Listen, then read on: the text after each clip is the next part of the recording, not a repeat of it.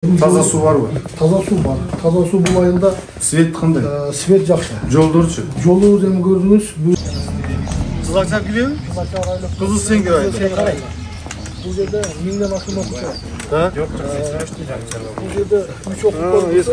Жалаң эски. Жанагы элдин күчүнө, өкмөттүн күчүнө кичине ошол ремонт кылып, процесин жүргүзүп атабыз. Бул жерде Канча окуучу? 903 окуучу. О, чоң күн. Коллективде мектептагы ушул эскилиги жеткен да, ушул Меден 912 кожолукту берип атасак. Анан 932 бала деп мен таң калып атам. Бир үйдө бир эле буну окуйт. Даже бирге жетпей калып атат. 912 кожолукту берип атасак, анан тапсаңыз. 932 бала болуп атат. жок, бул жерде кожолуктун саны 522. Biz жалпы жанагы 3 айылдыкын бердик сизге. Жанагы немеде 3 айыл. Лесхоз, Эски Покровка, Гузар алганыкы. Ошол 3 айылдыгы бирок Мына жана Полот Жолдошов деген. Полот Жолдошов деген. Шунуку да берип атпайсыңар мен 912 депчи. Бул жерде 4000 халк жашайт. 2 смена менен окуп атасыздар, туурабы? 2 смена. Бүгүш райондук бөлүмдөрү, билим берүү бөлүмү башчысы. Сиз директорсуз. Мен директору. Айттыңыз. Мектеп өзү 903 окуучу, азыр даярдоо класстары менен негизи корпустарыбыз жетишпей атат. Азыр бул жак менен да өзүңүздөр таанышасыздар. Негизи эскилиги жетип, биз оңдоп түзөп, шаштырып эле кетти. Айыл өкмөт тынбай жардам берет.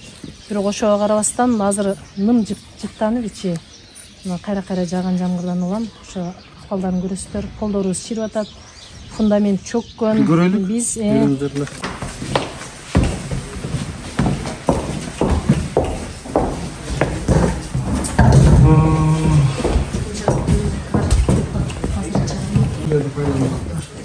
негизинен абал бул жердечи. Элибиздин бул жердеги эң көйгөйү эле мектеп. Таза су барбы? Таза су бар. Таза су бул айылда Свет кандай? свет жакшы. Жолдорчу? Жолубуз эми көрдүңүз. Жок, тиги мындай ички жолдор барбы? Ички жолдорубуз эми биздин центральный ушул жолубуз гана асфальт, ички жолдорубуз жанагы шагыл жол эле. башкалашкандар эми корпус жетишпей ушундай алда азырынча жамайбыз, жамасак деле ым тартканда мына твезился.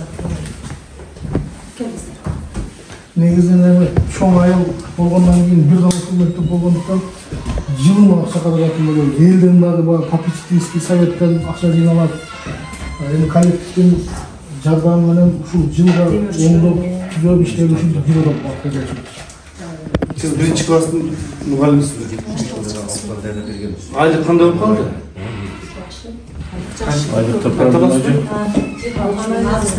23? Канча болчу? Мурда 23 16 7000ге коштупту да. Өзү былтыркыдай көрө алым, мына да бир аз азайды да, сентябрдан бери. Неге? 1,5 ставка депти. Мынакыда 1,5 ставка эле, бирок СМ менен былтыркыда 25 алдым эле да, мына 23 болду.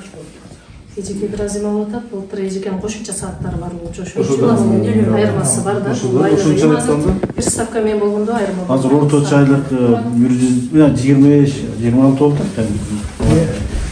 бир жылдагы төлөбүз болот. Акылбек Сындыш. Бактаргеш негизинен Катталып келтирди.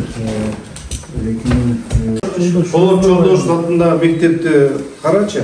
Капитальный вложение боюнча Өзгөн району 500 000 сом түштү, 500 000 сом түштү проектке.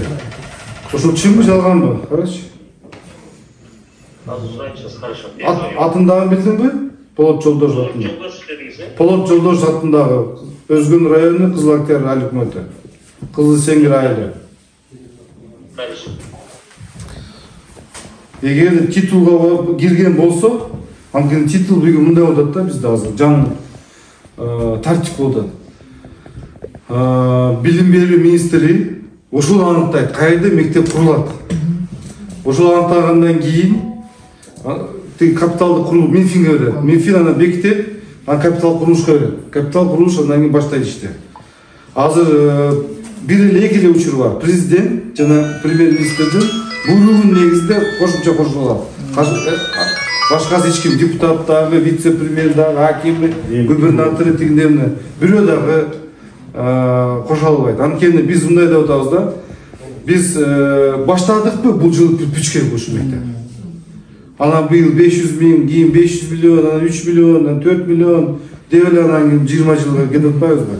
Ошого ушундай. Азыр эгер титулга кирген болсо, 500 миң которулган болсо, анда эмдик жыл бүтүрөбүз. Бакыт Эргешович, бул официалдуу кагаз келген жок бизге. Кече күнү жыйынга бардым. Азыр билсиңизби кагазды? Ошко жыйынга барганда УКСтун жетекчиси, биздин областной УКСтун жетекчиси, анан Данияр Ермекович менен дагы ошол жерде сүйлөштүм эле. Ушул сиздердин мектебиңиздерге 500 миң келип түштү. Ошол жак.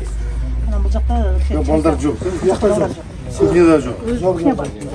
Балдардын кухнясычы? Кухнясы ушул жакта. Бул жактабы? Тамак ашты бияқта пиширишет. Биздин өзүбүз коопсуздугубузду эметпей, коркпой, жүрүшпөй кирип ошол. Уже аварийный бул жакта негизи киргенге мүмкүн эмес да. А биз жүрөбүз кирип. Сиздин заключение барбы? Барабыларды салып. Анан бизге эң коркунучтуусу патология кирди экен да. Анан мына дубалыбыз чалкалап кетти деп 3 жыл мурда капитальный ремонтко өттү эле, бирок биз жооп бере албайбыз, болбойт. Ушу мектебибиз баардыгы чөгүп кеткен.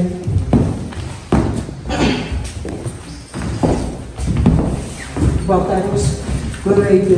Иштейбизби? Иштейт.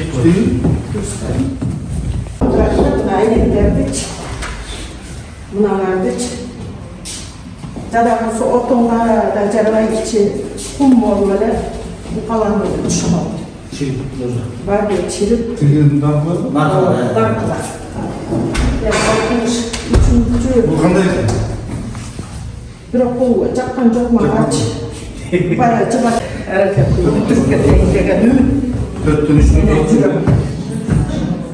Илгери биз окуган парталарды. Ошондойчу. Тараса ушу парталарды. Анын үстүгө баягы эски мектеп. Бирок мындай прочный парта окуган ки да? Бирок жакшы сон. Мен өзүм да окугам ушул партада ушу. Чында да Союз. Бирок эски мектеп. Азыр булар шурттары начар да. Eski bunlardan ücret buçuk para veriyor. Çok iyi. Mesela tahta da. Eskiden начар. Жүдөсү бул. Yok.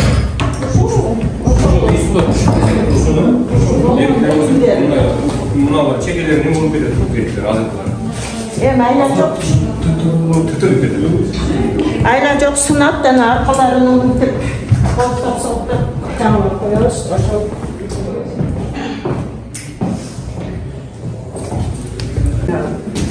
Болбосо бай чоңдор жылуу быйыл мына эки жыл мурда ошо астананын оңдойунда ушуну депти мына өкмөт өзү билет ушул жакка буяка паровой койтуп ал жагы. Бүгін біз Өзгөн районында бір топ соц объектілерді көріп шықтық. Бірінші кезекте, мындай десек, мурда объект башталып, ақшасын бербей, бүтпей қалып, анан кейін ұзаққа құрылыш болып қалды, мындай айтқандай. Бұл тура емес. Азыркы учурда біз 245 соц объект бар, бүтпей алған объекттер. Ошун бүтпей алган объекттер азыр биз мурда салып баштаганбыз, биздин материалдар кымбаттап кетти. Ошого сиздер коэффициент койгула деген бир аз бизде өкмөт менен тиги курушчулар менен алар менен бир аз бир сөзгө келе албай атабыз да. Эмне үчүн дегенде ал кездеги bir top işleri kılıp koygun da, bırak 5%, 10% kalıp ketти. Oşunu sen удорожание менен бизге төлөп бер деп айтып атышат. Biz айттыбыз, жок. Мурдагы сен цемент алгансың, мурдагы арматура алгансың, мурдагы баа менен эсептейлик, калган бааны менен эсептеп, ошо мен сага төлөп берелик деп ошондой мамиле болуп атат. Ошондон биз кетип атабыз. Азыркы учурда мындай деп сүйлөшүп атабыз биз азыр. Билим берүү министрлиги аныктайт кайсы жерде курулат.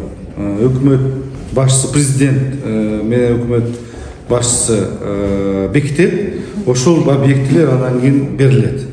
15 мектеп же 16 мектеп же 20 мектеп болот, бирок ушул мектепти 1 жылда бүтүрөбүз деп атабыз. Анткени азыр мөөнөт көрсөтсө биз аракет биз ушундай жасап атабыз да. Анткени мурда биз ар кандай өзүнүн элине, өзүнүн жерине киргизип берген 5 миллион, 1 миллиондон берип ушундай мектеп объекттер узарып кетти, көйүп кетти дагы. Ошону биз токтотобуз. Анан Өзгөн районунда биз бир топ мектептерди көрдүк. Мурдагы эски 66 жылдагы курулган мектептер жүрөт. Мурдагы совхоздун айткандай конторасы же сарайлары бар. Чындыгында ал мектептерди жаңыдан куруш керекпиз. Мына тиги алга айылында биз көрдүк. Ал жерде мектептерди да куруш керек. Ал жер курулуп атат. Бунусунда азыр мына кеч башталган экен, бирок азыр каржылоо маселесин биз бекиттик. Мына жылдын айына чейин анын чатыры бүтөт. Кийинки жылга аны бүтүрөбүз. Сентябрга бүтүрөбүз. Анан балдар бакча бар. Ушу балдар бакча суранып атышат. Анткени биз балдар бакча баарын түшүнүп атабыз. Бүгүнкү күндө бизде 758 000 бала бакчага барбайт. Ошондуктан биз азыр ким менчик бала бакча курам десе, биз ошого жардам берели деп атабыз. Жерди аренда берели деп атабыз. Инфраструктурасын жардам берели деп атабыз. Ошентип сиздер дагы балким арзан кредит беребиз деген ойдобуз. Азыр сүйлөшүп атабыз ошол боюнча. Ошол негизинде да биз бала бакчанын санын көбөйтөлү деген ойдобуз. Эгерде мектепти же бала бакчаны же тиги больница болобу, баштадыкпы бүтүрүшөкпүз. Эгерде чоңураак объект болсо, анда аны 2 жылга мындай бүтө турган болуш керек деген ойдобуз. Андан ашык узартылбайт. Ошол кичине мөөнөттү коюш керекпиз да. Анткени бизде айтып кетпедимби, баягы орусча айтканда долгострой болуп кетип атпайбы? Ошол туура эмес экен да.